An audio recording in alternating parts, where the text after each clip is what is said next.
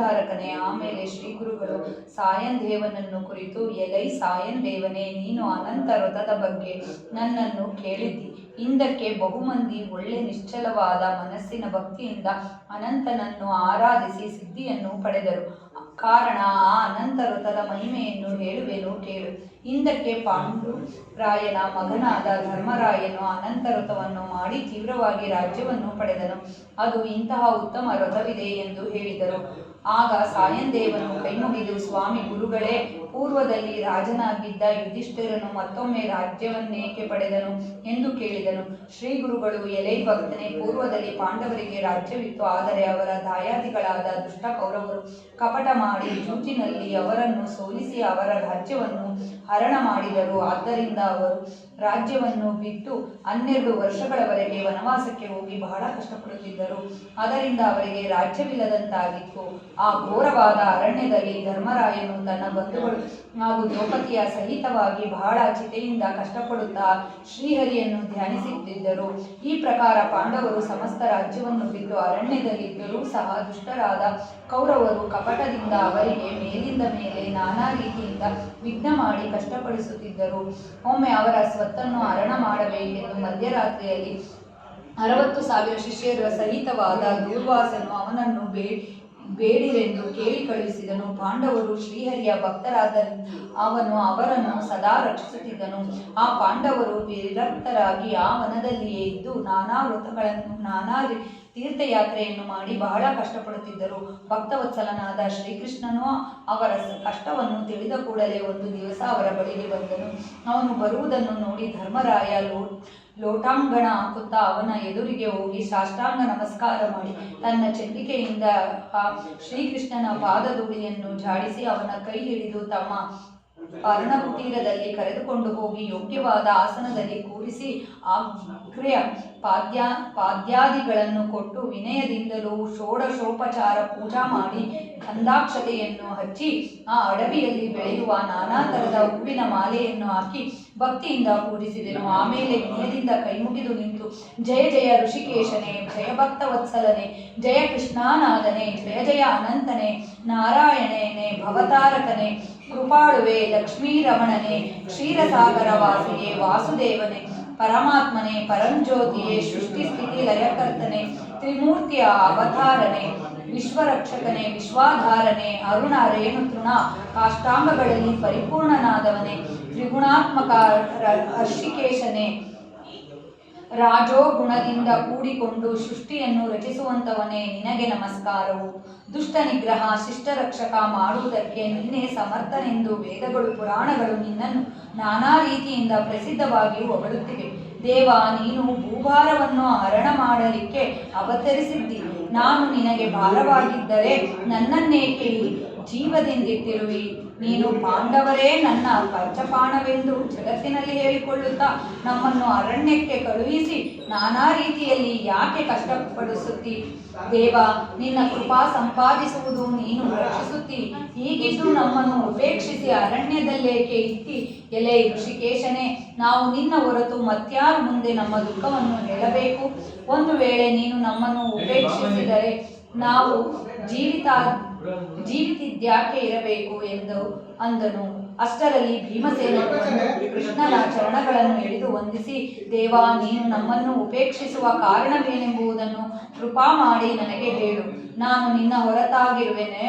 ನೀನು ನಮ್ಮ ರಕ್ಷಕನಿರಲು ನಮಗೆ ಇಷ್ಟು ಕಷ್ಟಬೇಕೇ ಹೇಳು ಎಂದನು. ಆಮೇಲೆ ಧನಂಜಯನನ್ನು ಬಂದು ಶ್ರೀಕೃಷ್ಣನ ಚರಣಗಳಿಗೆ ವಂದಿಸಿ ಕರುಣಾವಚನದಿಂದ, ಏ ಕೃಪಾಳುವೆ, ಏ ಮುರಾರಿಯೇ ಎಂದು ವಿನಯದಿಂದ, ದೇವ, ನಾವು ನಿನ್ನ ಕೃಪಾದೃಷ್ಟಿಯೊಳಗಿದ್ದರೂ ನಮಗೆ ಅರಣ್ಯವಾಸಿಯಾಗಿ ನಮಗೆ ಅತಿಶಯ ಕಷ್ಟದೊಳಗೆ ಬಹಳ ತ್ರಾಸವಾಗಿದೆ. ಎಲೆ ನಾರಾಯಣನೇ, ಈಗ ನೀನು ನಮ್ಮ ಕಷ್ಟವನ್ನು ಪರಿಹರಿಸಿ ಪಂಚಪಾಂಡವ ನಿನ್ನ ಪಂಚಪ್ರಾಣವೆಂಬ ಬಿರುದನ್ನು ನೀನು ಕಾಯ್ದುಕೊಂಡು ನಮ್ಮನ್ನು ತೀವ್ರವಾಗಿ ರಕ್ಷಿಸು ಎಂದನು. ಆಮೇಲೆ ಮಾದ್ರಿ ದೇವಿಯು ಮಕ್ಕಳಾದ ನಕುಲ ಸಹದೇವರು ಬಂದು ಕೃಷ್ಣನಿಗೆ ನಮಸ್ಕಾರ ಮಾಡಿದರು. ಆ ಕೂಡಲೇ ದ್ರೌಪದಿಯು ಬಂದು ಕೃಷ್ಣನ ಪಾದಗಳಿಗೆ ನಮಸ್ಕರಿಸಿ, ದೇವ, ನೀನು ನಮ್ಮ ರಕ್ಷಕನು. ಹೀಗಿದ್ದರೂ ನಾವು ಘೋರಾರಣ್ಯದಲ್ಲಿದ್ದು ಕಷ್ಟಪಡುತ್ತೇವೆ. ನಮ್ಮ ದಾಯಾದಿಗಳು ಮಾತ್ರ ನಮ್ಮ ಮೇಲೆ ವೈರತ್ವ ಮಾಡುತ್ತಾ ಸುಖದಿಂದ ರಾಜ್ಯವಾಳುವುದರು. ಅವರಿಂದ ನಮಗೇನು ಉಪಯೋಗವಿದೆ ಹೇಳು? ನಿನ್ನಂತಹ ವ್ರತ ನಮ್ಮ ಮೇಲೆ ನಿನ್ನಂಥ ಛತ್ರವು ನಮ್ಮ ಮೇಲಿರುವುದಕ್ಕೆ ನಮಗೆ ಇಷ್ಟು ಪರಿಮಿತ ಕಷ್ಟಗಳಾಕೆ ಬೇಕು ದೇವ. ಈಗ ಇಷ್ಟು ಕಷ್ಟಪಟ್ಟಿದ್ದೆ ಸಾಕು. ಋಷಿಕೇಶನೇ, ಇನ್ನು ನಮಗೆ ಯಾವ ರೀತಿಯಿಂದ ಸ್ವಸ್ಥಚಿತ್ತವಾಗುತ್ತದೆಯೋ ಹಾಗೂ ತೀವ್ರವಾಗಿ ರಾಜ್ಯ ಪ್ರಾಪ್ತಿಯಾಗುತ್ತದೆಯೋ ಅಂತ ಉಪಾಯವನ್ನು ನಮಗೆ ಹೇಳು ಅಂದಳು. ದ್ರೌಪದಿಯು ಈ ಪ್ರಕಾರವಾಗಿ ದೀನವಾಣಿಯಿಂದ ಪ್ರಾರ್ಥಿಸಿದ ಕೂಡಲೇ ಕೃಷ್ಣನ ಮನಸ್ಸಿನಲ್ಲಿ ಕೃಪಾ ಉತ್ಪನ್ನವಾಯಿತು. ಆಮೇಲೆ ಆ ಕೃಷ್ಣನು ಧರ್ಮರಾಜನನ್ನು ಕುರಿತು, ಎಲೆ ಪಾಂಡುಸುತನಾದ ಧರ್ಮರಾಯನೇ ಕೇಳು, ಯಾವ ದೇವರು ನಿಮಗೆ ಕೂಡಲೇ ಪ್ರಸನ್ನನಾಗಿ ರಾಜ್ಯ ಪ್ರಾಪ್ತಿಯನ್ನು ಮಾಡಿಕೊಡುವನೋ ಅಂತ ಒಂದು ವ್ರತವನ್ನು ನಿಮಗೆ ಹೇಳುತ್ತೇನೆ. ವ್ರತಗಳಲ್ಲಿ ಅತ್ಯುತ್ತಮವಾದ ಅನಂತ ವ್ರತ ಎಂಬುದು ಪ್ರಖ್ಯಾತವಾಗಿರುತ್ತದೆ. ಅದನ್ನು ನೀನು ತೀವ್ರವಾಗಿ ಮಾಡು, ಅದರಿಂದ ನಿಮಗೆ ತೀವ್ರ ರಾಜ್ಯ ಪ್ರಾಪ್ತಿಯಾಗುವುದು. ಈಗ ನಿಮಗೆ ಅನಂತ ವ್ರತವೆಂದರೇನೆಂಬುದನ್ನು ಹೇಳುವೆನು ಕೇಳು. ಅನಂತನೆಂಬ ಹೆಸರು ನನಗೆ ಇದೆ. ನಾನೇ ಅನಂತನು. ನಾನು ಸರ್ವಸ್ಥಳಗಳಲ್ಲಿಯೂ ವಾಸವಾಗಿರುವೆನು. ಅಂದರೆ ಕಾಲ, ಕಾಷ್ಟ, ಮುಹೂರ್ತ, ದಿನ, ರಾತ್ರಿ, ಶರೀರ, ಪಕ್ಷ, ಮಾಸ, ವರುಷ, ಯುಗ, ಕಲ್ಪ ಮೊದಲಾದವುಗಳೆಲ್ಲವನ್ನು ನಾನೇ ಆಗಿದ್ದೇನೆ. ಎಲೆ ಧರ್ಮರಾಜನೇ, ನಾರಾಯಣನಾದ ನಾನು ದುಷ್ಟನಾದವರನ್ನು ಕೊಂದು ಭೂಭಾರವನ್ನು ಹರಣ ಮಾಡುವ ದೆಸೆಯಿಂದ ವಸುದೇವನ ಕುಲದಲ್ಲಿ ಅವತರಿಸಿರುವೆನು. ನಾನೇ ಅನಂತನೆಂದು ತಿಳಿ. ಮನಸ್ಸಿನಲ್ಲಿ ಏನು ಸಂಶಯ ಹಿಡಿಯಬೇಡ. ನಾನೇ ಎಲ್ಲಾ ಕಡೆಗೆ ಬ್ರಹ್ಮ, ವಿಷ್ಣು, ಮಹೇಶ್ವರರೆಂದು ತ್ರೈಮೂರ್ತಿಗಳಿಗೆ ಅವತರಿಸುವೆನು.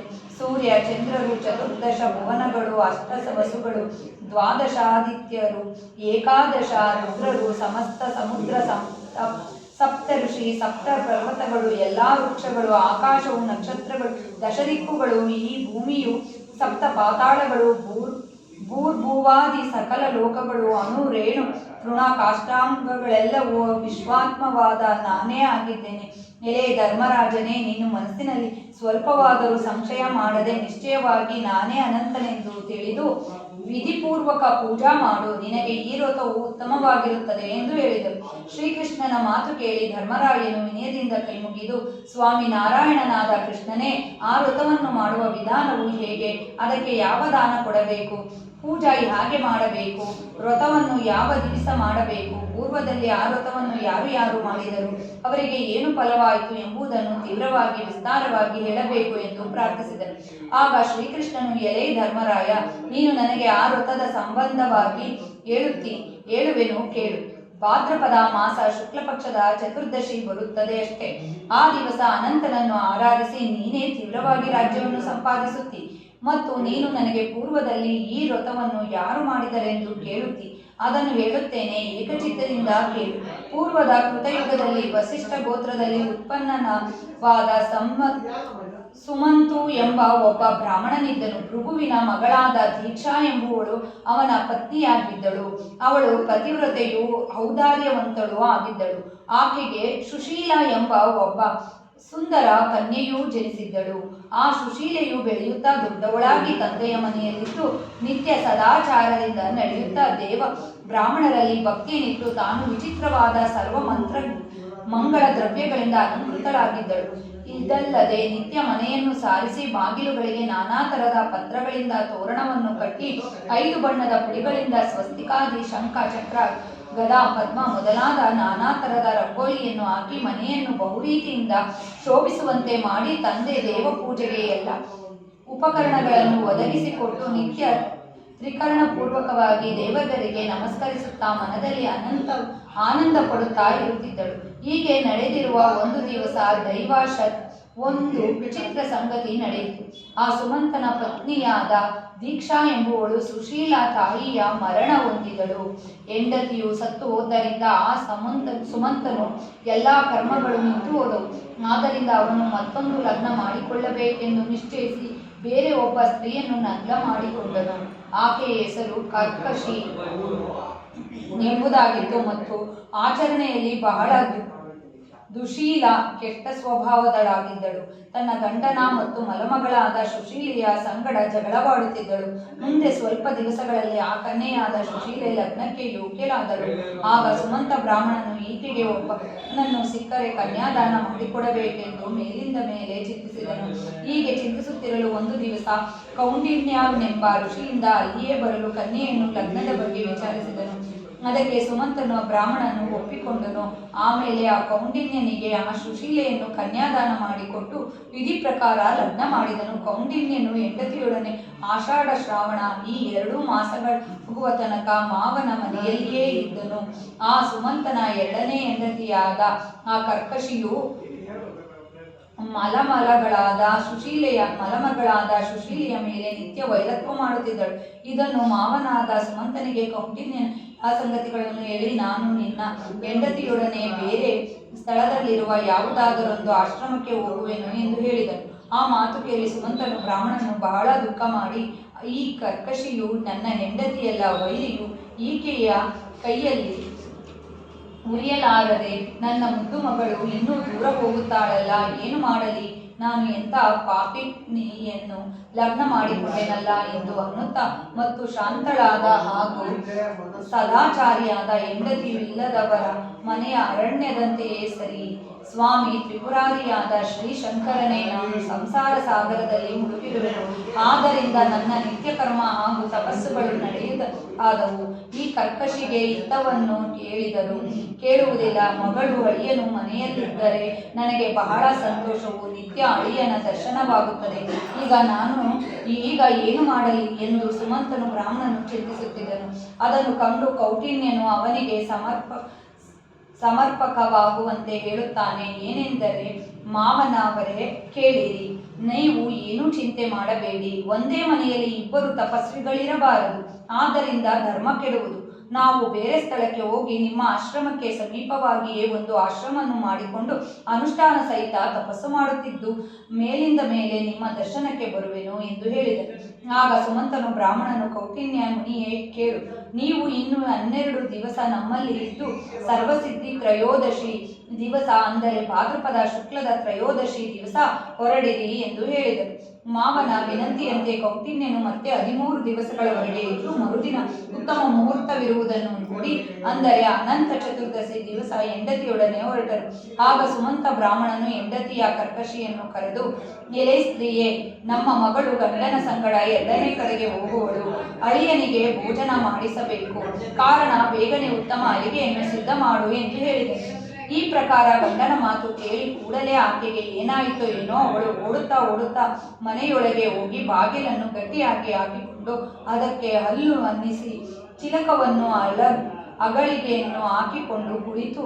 ಆಗ ಸುಮಂತ ಬ್ರಾಹ್ಮಣನು ವಿನಯದಿಂದ ಎಷ್ಟು ಹೇಳಿದರೂ ಆಕೆಯು ಬಾಗಿಲು ತೆಗೆಯಲಿಲ್ಲ. ಆಗ ಅವನು ಆ ಬಾಗಿಲಿಗೆ ತಲೆಯನ್ನು ಅಪ್ಪಳಿಸಿದನು. ಅದನ್ನು ಕಂಡು ಸುಶೀಲೆಯು ತಂದೆಯ ಕೈ ಹಿಡಿದು, ಅಪ್ಪ, ಇರಲಿ ಬಿಡು, ನಾವು ಹಾಗೆಯೇ ಹೋಗುವೆವು ಎಂದಳು.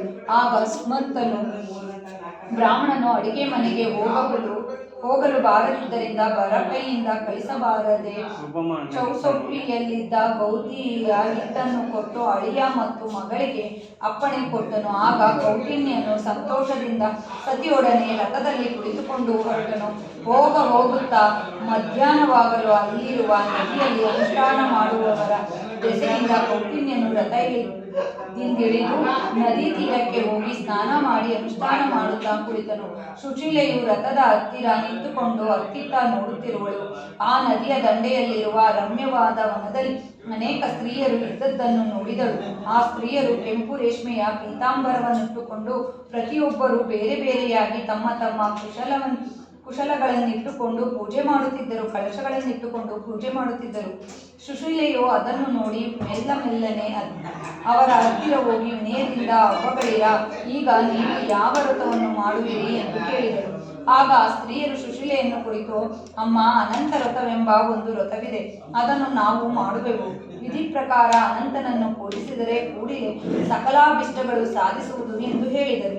ಆಗ ಸುಶೀಲೆಯು ಆ ಸ್ತ್ರೀಯರಿಗೆ, ಅಮ್ಮಗಳಿರ, ನೀವು ನನ್ನ ಮೇಲೆ ಕೃಪಾ ಮಾಡಿ ಈ ವ್ರತದ ವಿಧಾನವನ್ನು ನನಗೆ ವಿಸ್ತಾರವಾಗಿ ಹೇಳಬೇಕು ಎಂದು ಬೇಡಿಕೊಂಡರು. ಆಗ ಆ ಎಲ್ಲ ಸ್ತ್ರೀಯರು, ಅವ್ವ ಸುಶೀಲಾ ಕೂಡ ನಿನಗೆ ಈ ಅನಂತ ವ್ರತದ ಎಲ್ಲ ವಿಧಾನಗಳನ್ನು ಆದ್ಯಂತವಾಗಿಯೂ ವಿಸ್ತಾರವಾಗಿಯೂ ಹೇಳುವೆನು, ಕೇಳು. ಭಾದ್ರಪದ ಶುಕ್ಲ ಪಕ್ಷ ಚತುರ್ದಶಿ ದಿವಸ ಪ್ರಖ್ಯಾತವಾದ ಈ ಅನಂತ ವ್ರತವನ್ನು ಮಾಡಬೇಕು. ಪೂಜಾ ಮಾಡುವ ಸ್ಥಳವನ್ನು ಸಾರಿಸಿ ರಂಗವಲ್ಲಿ ತರಳಿ ತೋರಣಗಳಿಂದ ಅಲಂಕರಿಸಿ ದೇವರನ್ನು ಕೂಡಿಸಲಿಕ್ಕೆ ಒಂದು ಉತ್ತಮ ಪೀಠವನ್ನಿಡಬೇಕು. ಆಮೇಲೆ ಕೆಂಪು ಬಟ್ಟೆಯ ದಾರದಿಂದಾಗಲಿ ಅಥವಾ ಕೆಂಪು ರೇಷ್ಮೆಯಿಂದಾಗಲಿ 14 ಗಂಟುಗಳನ್ನುಳ್ಳ ಅನಂತ ದಾರವನ್ನು ಸಿದ್ಧ ಮಾಡಿಕೊಳ್ಳಬೇಕು. ಮನೆಯಲ್ಲಿ ಪೂಜಾ ಮಾಡುವುದರಿಂದ ನದಿಯ ಸಮೀಪವಾಗಿದ್ದರೆ ಮನೆಯಲ್ಲಿಯೇ ಮಂಗಳ ಸ್ನಾನವನ್ನು ಮಾಡಿ ವಿಧಿ ಪ್ರಕಾರ ಪೂಜಾ ಮಾಡಬೇಕು. ನದಿಯ ದಂಡ ಮೇಲೆ ಪೂಜಾ ಮಾಡುವುದಿದ್ದರೆ ಆ ದಾರವನ್ನು ಗಂಗಾ ಯಮುನಾ ಎಂಬ 2 ಹೊಸ ಕಳಶಗಳನ್ನು ನದಿಗೆ ತಂದುಕೊಂಡು ಹೋಗಿ ನದಿಯಲ್ಲಿ ವಿಧಿ ಪ್ರಕಾರ ಮಂಗಳ ಸ್ನಾನ ಮಾಡಬೇಕು. ಆಮೇಲೆ ದಿವ್ಯವಾದ ವಸ್ತ್ರವನ್ನಿಟ್ಟು ಅರಿಶಿಣ ಕುಂಕುಮಗಾದಿಗಳನ್ನು ಹಚ್ಚಿಕೊಂಡು ಅನೇಕ ಅಲಂಕಾರ ಮಾಡಿಕೊಂಡು ಗಂಗಾ ಯಮುನಾ ಎಂಬ ಆ 2 ಕಲಶಗಳು ತೆಗೆದುಕೊಳ್ಳಬೇಕು. ಅವುಗಳಲ್ಲಿ ನೀರು ತುಂಬಿ ತಂದು ಅವುಗಳಲ್ಲಿ ಪಂಚಪಲ್ಲವಾದಿಗಳನ್ನು ರತ್ನಗಳನ್ನು ಹಾಕಿ ಅವುಗಳನ್ನು ಮೊದಲು ಸಿದ್ಧ ಮಾಡಿ ಪೀಠದಲ್ಲಿಟ್ಟು ತೀವ್ರವಾದ ಷೋಡೋಪಚಾರ ವಿಧಿಯಿಂದ ಪೂಜಾ ಮಾಡಬೇಕು. ಆಮೇಲೆ ಗಂಗಾ ಯಮುನಾ ಕಲಶಗಳಿಗೆ ನಾನಾ ಪ್ರಕಾರದ ಆರತಿಯನ್ನು ಮಾಡಬೇಕು. ಆಮೇಲೆ ದರ್ಬೆಯಿಂದ ಮಾಡಿ 7 ಹಡೆಯ ಷೋಡಶನಾದ ಅನಂತನು ಪೂಜಿಸಬೇಕು. ಅದರ ವಿಧಾನವನ್ನು ಹೇಳುವೆನು ಕೇಳು. ಆ 2 ಕಳಶಗಳ ಮೇಲೆ ಹೊಸ ವಸ್ತ್ರವನ್ನು ಹೊಚ್ಚಿ ಅದರ ಮೇಲೆ ಕಷ್ಟದಳದ ಪದ್ಮವನ್ನು ಬರೆದು ಅದರ ಆ ದರ್ಬೆಯ ಶೇಷವನ್ನು ಇಡಬೇಕು.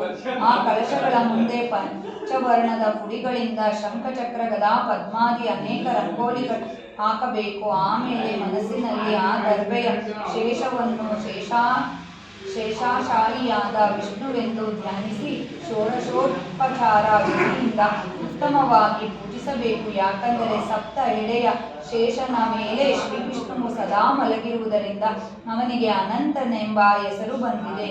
ಕಾರಣ ಈ ಪ್ರಕಾರ ಧ್ಯಾನ ಮಾಡಬೇಕು. ಹಾಗೆಂದರೆ ಪಿಂಗಲಾಕ್ಷನಾದ ಬಲಗಡೆಯ 2 ಕೈಗಳಲ್ಲಿ ಶಂಖ ಮತ್ತು ಪದ್ಮವನ್ನು, ಎಡಗಡೆಯ 2 ಕೈಗಳಲ್ಲಿ ಚಕ್ರ ಮತ್ತು ಗದಾಗಳನ್ನು ಧರಿಸಿ 4 ಕೈಗಳುಳ್ಳಂತಹ ತ್ರಿಮೂರ್ತಿಯನ್ನು ನೀನು ಧ್ಯಾನಿಸಬೇಕು. ಆಮೇಲೆ ಓಂ ನಮೋ ಭಗವತೆ ಎಂಬ ಮಂತ್ರದಿಂದ ಆ ದರ್ಬೆಯ ಶೇಷವನ್ನು ಷೋಡೋಪಚಾರದಿಂದ ಪೂಜಿಸಬೇಕು. ಆಮೇಲೆ ಆ ಹೊಸ ದಾರವನ್ನು ತಂದು ಹಿಡಿದುಕೊಂಡು ಅಲ್ಲಿ ಮತ್ತೆ ವಿಷ್ಣುವನ್ನು ಧ್ಯಾನಿಸಬೇಕು. ಆಮೇಲೆ ಅನಂತ ಗುಣರತ್ನಾಯ ಎಂಬ ಮಂತ್ರದಿಂದ ಆ ಹೊಸ ದಾರವನ್ನು ಆ ಕಳಶದ ಮೇಲಿಟ್ಟು ಪುರುಷೋ ಸೂಕ್ತದಿಂದ ಅಥೋ ದೇವ ಎಂಬ ಮಂತ್ರದಿಂದಲೂ ಷೋಡೋಪಚಾರ ವಿಧಿಯಿಂದಲೂ ಪೂಜಾ ಮಾಡಿ ಸಂಸಾರ ರಾಗ ಹರತಿ ಎಂಬ ಮಂತ್ರದಿಂದ ಆ ಹೊಸ ದಾರವನ್ನು ಬಲಗೈಯಲ್ಲಿ ಕಟ್ಟಿಕೊಳ್ಳಬೇಕು. ನಮಸ್ತೆ ವಾಸುದೇವ ಎಂಬ ಮಂತ್ರದಿಂದ ಹಳೆ ದಾರವನ್ನು ಬಿಚ್ಚಿಡಬೇಕು. ದದಾಚ ವಿಷ್ಣು ಭಗವಾನ್ ಎಂದು ಅನ್ನುತ್ತಾ 1 ಸೇರು ಗೋಧಿ 1 ಸೇರು ತುಪ್ಪ ಬೆಲ್ಲ ಸಹಿತ ವಾಯನವ ದಾನ ಕೊಡಬೇಕು. ಆಮೇಲೆ ಕರ್ಜಿಕಾಯಿ, ಚಕ್ಕಲಿ, ಕರಿಗಡಬು ಮೊದಲಾದ ಅಪೂಪಗಳಲ್ಲಿ ಹಾಗೂ ಪಾಯಸಗಳಲ್ಲಿ ತಾಂಬೂಲ ದಕ್ಷಿಣೆ ಸಹಿತವಾಗಿ ಬ್ರಾಹ್ಮಣನಿಗೆ ದಾನ ಕೊಟ್ಟು ಉಳಿದ ಅರ್ಧವನ್ನು ತಾನು ಉಣ್ಣಬೇಕು. ಈ ಪ್ರಕಾರ 14 ವರ್ಷ ಒಳ್ಳೆ ಭಕ್ತಿಯಿಂದ ವಿಶೇಷವಾಗಿ ಆಚರಿಸಿದ ಮೇಲೆ ಉದ್ಯಾಪನೆ ಮಾಡುವಾಗ 14 ಕಳಶಗಳನ್ನು ಇಡಬೇಕು. ಆಮೇಲೆ ವಿಧಿಪೂರ್ವಕ ಪೂಜಾ ಈ ಭಕ್ತಿಯಿಂದ 14 ದಂತಪಂತುಗಳಿಗೂ ಇನ್ನೂ ಅನೇಕ ಬ್ರಾಹ್ಮಣರಿಗೂ ಭೋಜನ ಮಾಡಿಸಿ ವಸ್ತ್ರ ಸಹಿತವಾದ 14 ಕಳಶಗಳನ್ನು ಆ 14 ಮಂದಿ ಬ್ರಾಹ್ಮಣರಿಗೆ ದಾನ ಕೊಡಬೇಕು. ಈ ಪ್ರಕಾರ ಭಕ್ತಿಯಿಂದ ಮಾಡಿದ ಕೂಡಲೇ ಮನಸ್ಸಿನ ಕಾಮನೆಗಳು ಸಂಪೂರ್ಣವಾಗಿ ಸಿದ್ಧಿಸುವುದಲ್ಲದೆ ಚತುರ್ವಿಧ ಪುರುಷಾರ್ಥಗಳು ಸಾಧಿಸುವುದು. ಅದರಿಂದ ಐಶ್ವರ್ಯವಂತರಾಗುವರು.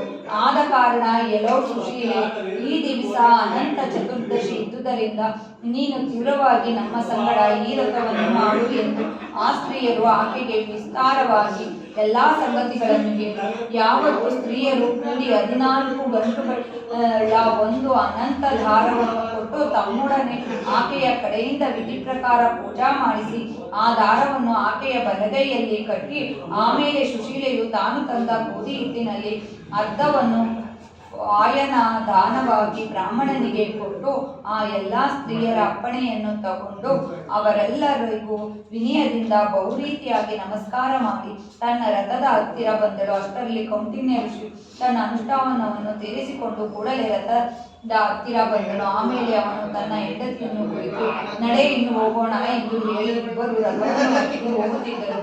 ಸುಶೀಲೆಯು ಮಾಡಿದ ಅನಂತ ವ್ರತದ ಮಹಿಮೆಯಿಂದ ದಾರಿಯಲ್ಲಿ ಐಶ್ವರ್ಯಯುಕ್ತವಾದ ಅಮರಾವತಿ ಎಂಬ ಪಟ್ಟಣವು ನಿರ್ಮಾಣವಾಯಿತು. ಅವರು ಆ ಪಟ್ಟಣವನ್ನು ಕಂಡರು. ಅದಕ್ಕೆ ಒಡೆಯರು ಯಾರೂ ಇದ್ದಿಲ್ಲ. ಕೌಟಿನ್ಯನು ಆ ಪಟ್ಟಣದ ಸಮೀಪಕ್ಕೆ ಬರಲು ಆ ನಗರದ ಜನರು ಎದುರಿಗೆ ಬಂದು, ಸ್ವಾಮಿ ತಪೋನಿಧಿ ಮಹಾರಾಜರೇ, ಇತ್ತ ಬನ್ನಿರಿ, ನೀವು ಈ ನಗರದ ಅಧಿಪತಿಗಳು ಎಂದು ಹೇಳಿದರು. ಆಗ ಆ ದಂಪತಿಗಳು ನಾನಾ ಪ್ರಕಾರವಾದ ಸಮಾರಂಭದಿಂದ ಆ ನಗರವನ್ನು ಪ್ರವೇಶ ಮಾಡಿ ಶ್ರೀ ಅನಂತನ ಪ್ರಸಾದದಿಂದ ರಾಜ್ಯವನ್ನು ಹೊಂದಿ ಬಹುರೀತಿಯಾಗಿ ಐಶ್ವರ್ಯವನ್ನು ಭೋಗಿಸುತ್ತಿದ್ದರು. ಈ ಪ್ರಕಾರವಾದ ಎಷ್ಟೋ ದಿವಸಗಳ ಮೇಲೆ ಒಂದು ದಿವಸ ಕೌಟಿನ್ಯನು ಹೆಂಡತಿಯೊಡನೆ ಸಂತೋಷದಿಂದ ಮಾತಾಡುತ್ತಾ ಕುಳಿತಾಗ ಆಕೆಯ ಕೈಯೊಳಗಿನ ಅನಂತ ದಾರವನ್ನು ನೋಡಿ, ಈಗ ಆಕೆಯನ್ನು ಕುರಿತು, ಎಲೆ ಸ್ತ್ರೀಯೇ, ಇದೇನು ಕೈಯೊಳಗೆ ಕೆಂಪುದನ್ನೇಕೆ ಕಟ್ಟಿಕೊಂಡಿರುವೆ? ನನ್ನ ವಶೀಕರಣಕ್ಕಾಗಿ ಕಟ್ಟಿರುವೆಯೇನೋ ಎಂದು ಕೇಳಿದನು. ಆಗ ಆ ಸುಶೀಲೆಯು ತನ್ನ ಪತಿಯನ್ನು ಕುರಿತು, ಸ್ವಾಮಿ, ಇದು ಅನಂತ ದಾರವು. ಇದರ ಪ್ರಸಾದದಿಂದಲೇ ನಮಗೆ ಅಷ್ಟೈಶ್ವರ್ಯವೂ ಪ್ರಾಪ್ತವಾಗಿದೆ. ನಾನು ಯಾವ ದಿವಸ ಅನಂತ ವ್ರತವನ್ನು ಮಾಡಿದೆನೋ ಆಗ ಆತನ ಅನುಗ್ರಹದಿಂದ ನಿಮ್ಮ ದೈವವೂ ಒದಗಿ ಬಂತು. ನೀವು ಇಷ್ಟು ವೈಭವಶಾಲಿಗಳಾಗಿದ್ದೀರಿ ನೋಡಿ ಎಂದು ಹೇಳಿದಳು. ಆಕೆಯ ಮಾತನ್ನು ಕೇಳಿದ ಕೂಡಲೇ ಕೌಟಿನ್ಯನು ಅತ್ಯಂತ ಸಿಟ್ಟಾಗಿ ಆಕೆಯ ಕೈಯೊಳಗಿನ ದಾರವನ್ನು ಕಸುವಿನಿಂದ ಕಿತ್ತಿಕೊಂಡು, ಎಲ್ಲಿಯ ಅನಂತನು? ನಾನು ಅತ್ಯಂತ ತಪಸ್ಸು ಮಾಡಿರುವೆನು, ಅದರಿಂದ ನನಗೆ ಅದ್ಭುತ ಐಶ್ವರ್ಯ ಬಂದಿದೆ. ನನ್ನ ವಶೀಕರಣಕ್ಕಾಗಿ ನೀನು ಕೈಯಲ್ಲಿ ದಾರವನ್ನು ಕಟ್ಟಿಕೊಂಡು ಅನಂತ ದಾರವೆಂದು ಹೇಳುತ್ತೀ ಎಂದು ಆಕೆಯ ಮೇಲೆ ಸಿಟ್ಟಾಗಿ ಆ ದಾರವನ್ನು ಅಗ್ನಿಯಲ್ಲಿ ಒಗೆದನು. ಆಗ ಸುಶೀಲೆಯು ಅಯ್ಯಯ್ಯೋ ಎಂದೆನ್ನುತ್ತಾ ಓಡುತ್ತಾ ಆ ಅಗ್ನಿಯ ಹತ್ತಿರ ಹೋಗಿ ಆ ದಾರವನ್ನು ತೆಗೆದು ಹಾಲಿನಲ್ಲಿ ಹಾಕಿದಳು. ಆ ದಾರವು ಸ್ವಲ್ಪ ಸುಟ್ಟು ಕಪ್ಪಾಗಿತ್ತು.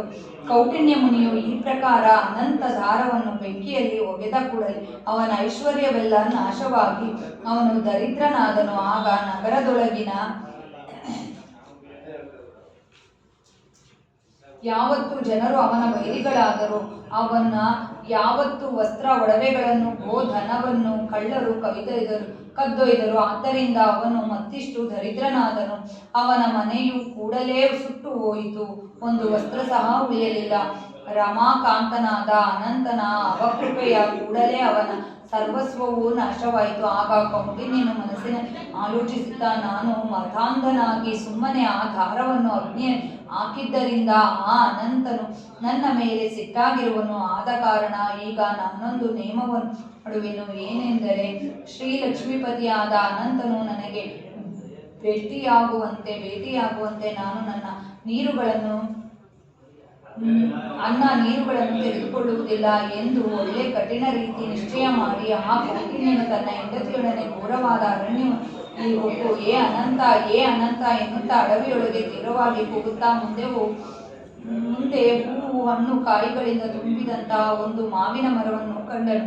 ಅದನ್ನು ಒಂದಾದರೂ ಹುಳ ಪಕ್ಷಿ ಮುಂತಾದವು ಮುಟ್ಟಿದ್ದಿಲ್ಲ. ಅದನ್ನು ಕೊಂಡು ಕೌಟಿನ್ಯನು, ಎಲೆ ಮರವೇ, ನೀನು ಅನಂತನನ್ನು ನೋಡಿರುವೆಯಾ ಎಂದು ಕೇಳಿದನು. ಆಗ ವೃಕ್ಷವು, ಎಲೆ ಬ್ರಾಹ್ಮಣನೇ, ನಾನಂತೂ ಅನಂತನನ್ನು ನೋಡಿಲ್ಲ. ನೀನು ನೋಡಿದ್ದರೆ ಮಾತ್ರ ನನ್ನ ದೆಸೆಯಿಂದ ಆ ಅನಂತನಿಗೆ ಹೇಳು ಎಂದಿತು. ಈ ಪ್ರಕಾರ ಆ ವೃಕ್ಷದ ಮಾತು ಕೇಳಿ ಕೌಟಿನ್ಯನು ಮುಂದೆ ನಡೆದನು. ಅಲ್ಲಿ ಬೇಕಾದಷ್ಟು ಹುಲ್ಲು ಬೆಳೆದಿತ್ತು. ಸವತ್ಸವಾದ ಒಂದು ಆಕಳು ಆ ಹುಲ್ಲಿನಲ್ಲಿ ಅಡ್ಡಾಡುತ್ತಿದ್ದರೂ ಸಹ ಅದಕ್ಕೆ ಬಾಯಿಂದ ತಿನ್ನಲಕ್ಕೆ ಬರುತ್ತಿರಲಿಲ್ಲ. ಆಗ ಆ ಕೌಟಿನ್ಯ ಮುನಿಯು ಆ ಹಸುವನ್ನು ಕುರಿತು, ಎಲೆ ಹಸುವೆ, ನೀನು ಒಂದು ವೇಳೆ ಅನಂತನನ್ನು ನೋಡಿದ್ದರೆ ಕೃಪಾ ಮಾಡಿ ನನಗೆ ಹೇಳು ಎಂದನು. ಆಗ ಆ ಧೇನುವು, ಸ್ವಾಮಿ, ನಾನು ಅನಂತನನ್ನು ನೋಡಿಲ್ಲ. ಒಂದು ವೇಳೆ ನೀನು ಅವನಿಗೆ ಭೇಟಿಯಾದರೆ ಈ ಪ್ರಕಾರವಾಗಿರುವ ನನ್ನ ಅವಸ್ಥೆಯನ್ನು ಹೇಳು ಎಂದನು. ಈ ಪ್ರಕಾರ ಆ ಧೇನುವಿನ ಮಾತು ಕೇಳಿ ಕೌಟಿನ್ಯನು ಮುಂದೆ ಹೋಗುತ್ತಾ ಅಲ್ಲಿ ಹುಲ್ಲು ತಿನ್ನದೆ ನಿಂತಿದ್ದ ಒಂದು ದೊಡ್ಡ ಎತ್ತನ್ನು ಕಂಡು ಅದನ್ನು ಕುರಿತು, ಎಲೆ ಋಷಭನೇ, ನೀನು ಅನಂತನನ್ನು ನೋಡಿರುವೆಯಾ ಎಂದು ಕೇಳಿದನು. ಆಗ ಋಷಭವು, ಅಯ್ಯೋ, ನಾನು ಅನಂತನನ್ನು ನೋಡಿಲ್ಲ. ನೀನು ಒಂದು ವೇಳೆ ನೋಡಿದರೆ ದಯಮಾಡಿ ನನ್ನ ವಿಷಯವಾಗಿ ಪತನಿಗೆ ವಿನಂತಿ ಮಾಡಿಕೊ ಎಂದು ಹೇಳಿದರು. ಮತ್ತೆ ಕೌಟಿನ್ಯನು ಮುಂದೆ ಹೋಗುತ್ತಾ 2 ರಮ್ಯವಾದ ಸರೋವರಗಳನ್ನು ನೋಡಿದನು. ಅವುಗಳಲ್ಲಿ ಒಂದು ನೀರು ಮತ್ತೊಂದರ ನೀರು ಒಂದನೇದಕ್ಕೆ ಬರುತ್ತಿತ್ತು. ಆದರೆ ಅವುಗಳಲ್ಲಿ ಹಂಸ ಪಕ್ಷಿಗಳು ಇದ್ದಿಲ್ಲ. ಕಮಲ, ಕುಮುದಾದಿ ಮೊದಲಾದ ಪುಷ್ಪಗಳಿಂದ ಶೋಭಿಸುತ್ತಿತ್ತು. ಆ ಸರೋವರಗಳನ್ನು ಕುರಿತು ಕೌಟಿನ್ಯನು, ಅನಂತನನ್ನು ನೋಡಿದ್ದೀರಾ ಎಂದು ಕೇಳಿದನು. ಆಗ ಸರೋವರವು ನಾವು ಎಂದೂ ಅನಂತನನ್ನು ನೋಡಿಲ್ಲ. ನಿನಗೆ ಭೇಟಿಯಾದರೆ ನಮ್ಮ ಬಗ್ಗೆ ಆ ಅನಂತನಿಗೆ ಹೇಳು ಎಂದು ಅಂದವು. ಮತ್ತೆ ಬ್ರಾಹ್ಮಣನು ಮುಂದೆ ಹೋಗುತ್ತಿರುವಾಗ ಒಂದು ಕತ್ತೆಯನ್ನು ಒಂದು ಆನೆಯನ್ನು ಕೊಂಡು ನೀವು ಅನಂತನನ್ನು ನೋಡಿದ್ದೀರಾ ಎಂದು ಕೇಳಿದನು. ಅವು ಏನೂ ಹೇಳಲಿಲ್ಲ. ಆಗ ಅವನು ಅತ್ಯಂತ ನಿರ್ವಿಣ್ಯವಾಗಿ ಅನಂತ ಅನಂತ ಎಂದೆನ್ನುತ್ತಾ ಭೂಮಿಯ ಮೇಲೆ ಬಿದ್ದು ನನ್ನ ಪ್ರಾಣವನ್ನು ಬಿಡಲು ಯುಕ್ತನಾದನು. ಆ ಕೂಡಲೇ ಶ್ರೀಮದನಂತನು ವೃದ್ಧ ಬ್ರಾಹ್ಮಣನ ವೇಷದಲ್ಲಿ ತಕ್ಕೊಂಡು ಅವನ ಹತ್ತಿರ ಬಂದು, ಎಲೆ ಕೌಟಿನ್ಯನೇ, ಹೇಳು ಹೇಳು ಎಂದು ಒದರಿ, ಬ್ರಾಹ್ಮಣ, ನೀನು ಏನು ಹೇಳುತ್ತೀ? ಶ್ರೀಮದನಂತನು ಎಲ್ಲಿದ್ದಾನೆಂದು ಹೇಳುತ್ತೀಯಷ್ಟೇ. ನನ್ನ ಸಂಗಡ ಬಾ, ನಿನಗೆ ಅನಂತನನ್ನು ತೋರಿಸುವೆನು ಎಂದು ಅವನ ಬಲಗೈಯನ್ನು ಹಿಡಿದು ಎಬ್ಬಿಸಿ ಅವನನ್ನು ತನ್ನ ಸಂಗಡ ಕರೆದುಕೊಂಡು ಒಂದು ಗವಿಯೊಳಗೆ ಹೊಕ್ಕನು. ಆಗ ಕೌಟಿನ್ಯನು ಅಲ್ಲಿ ಒಂದು ನಗರವನ್ನು ಕಂಡು ಮಹಾದಾಶ್ಚರ್ಯವನ್ನು ಹೊಂದಿ ನೋಡುತ್ತಿದ್ದನು. ಆ ಮುದುಕನು ಅವನನ್ನು ನಗರದೊಳಗೆ ಕರೆದುಕೊಂಡು ಹೋಗಿ ರತ್ನಖಚಿತ ಸಿಂಹಾಸನದಲ್ಲಿ ಅವನನ್ನು ಕೂರಿಸಿ ನಾನು ಅವನಿಗೆ ತನ್ನ ನಿಜ ಸ್ವರೂಪವನ್ನು ತೋರಿಸಿದನು. ಅನಂತ ನಿಜ ಸ್ವರೂಪವನ್ನು ಕೌಟಿನ್ಯನು ಅವನ